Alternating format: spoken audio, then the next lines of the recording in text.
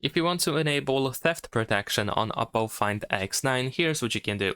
So first of all, we're gonna go to settings, scroll down in here in order to find the security and privacy option, and then in here we're gonna go to device unlock. Then we should be able to find theft protection with a bunch of different options that we can of course use on our phone. First we have identity check, where we can use, for example, biometrics and our Google account has extra security and so on and so forth.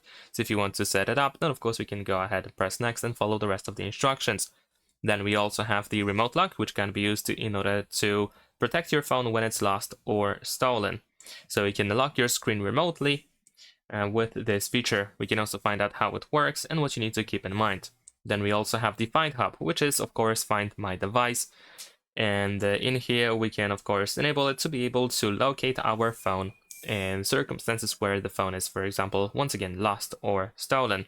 And in that case you can also erase the data on your phone with this feature.